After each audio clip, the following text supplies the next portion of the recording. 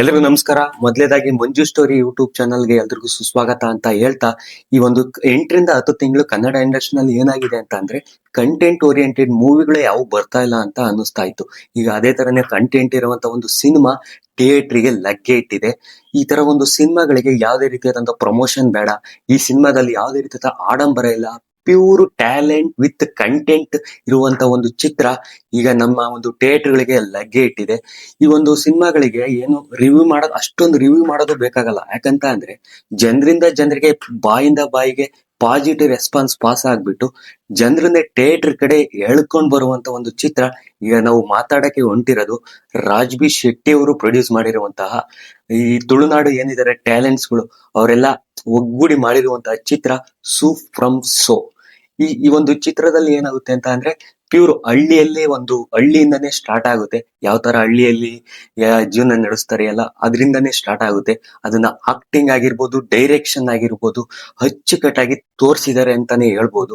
ಮತ್ತೆ ಈ ಮ್ಯೂಸಿಕ್ ವಿಚಾರದ ಬಂದ್ರೆ ಈ ಸಿನಿಮಾಗೆ ಮ್ಯೂಸಿಕ್ಗೆ ಒಂದು ತರ ಜೀವಾಳ ಅಂತಾನೆ ಹೇಳ್ಬೋದು. ಯಾಕಂತ ಅಂದ್ರೆ ಸುಮಂತ್ ಕೆ ಅವರು ಅಷ್ಟು ಎಕ್ಸ್ಟ್ರಾಡಿನರಿ ಆಗಿ ಮ್ಯೂಸಿಕ್ ನ ಕೊಟ್ಟಿದ್ದಾರೆ ಈ ಸಿನಿಮಾಗೆ. ಇನ್ನೊಂದೇನಂತಂದ್ರೆ ಒಂಥರ ಡಿಫ್ರೆಂಟ್ ಫೀಲಿಂಗ್, ಡಿಫ್ರೆಂಟ್ ತರನೇ ಟ್ರೈ ಮಾಡಿದ್ದಾರೆ ಮ್ಯೂಸಿಕ್ ಕೂಡ ಈ ಸಿನಿಮಾದಲ್ಲಿ ಅಂತ ಹೇಳ್ಬೋದು.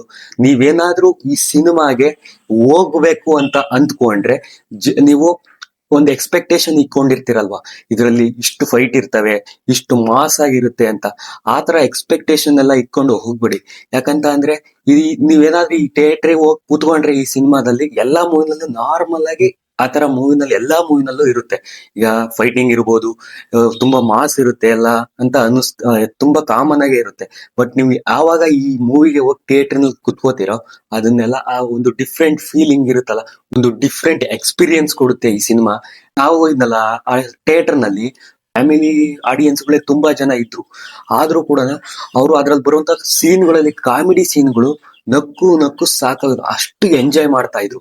ನೀವೇನಾದ್ರೂ ಹೋಗ್ಬೇಕಂತಂದ್ರೆ ಫ್ಯಾಮಿಲಿ ಮತ್ತೆ ಫ್ರೆಂಡ್ಸ್ ಜೊತೆ ಹೋಗಿ ತುಂಬಾನೇ ಸಖತ್ತಾಗೇನೆ ಒಳ್ಳೆ ಎಂಜಾಯ್ ಮಾಡ್ತೀರಾ. ಅಷ್ಟೇನ್ ಮಾತಾಡಕ್ ಹೋಗಲ್ಲ. ಯಾಕಂತ ಅಂದ್ರೆ ಇದಾಲೆ ಕಂಟೆಂಟ್ ಓರಿಯೆಂಟೆಡ್, ಜನರಿಂದ ಜನಗೆ ಅಲೆ ಪಾಸ್ ಆಗಿದೆ, ಪಾಸಿಟಿವ್ ರೆಸ್ಪಾನ್ಸ್ ಹೋಗಿದೆ. ಅಷ್ಟೊಂದೇನು ಹೇಳಕ್ ಹೋಗಲ್ಲ ಈ ಮೂವಿ ಬಗ್ಗೆ ಏನಿದೆ. ನೀವು ಒಂದ್ಸಲಿ ಹೋಗಿ ಥಿಯೇಟರ್ಗೇನು ಹೋಗಿ ಈ ಸಿನಿಮಾನ ನೋಡಿ. ಮತ್ತೆ ಈಗಾಗಲೇ ಹೋಗಿ ನೋಡಿರೋರು ಈ ಸಿನಿಮಾ ಯಾವ ತರ ಅನ್ನಿಸ್ತು ಅಂತ ಕಮೆಂಟ್ ಮಾಡಿ.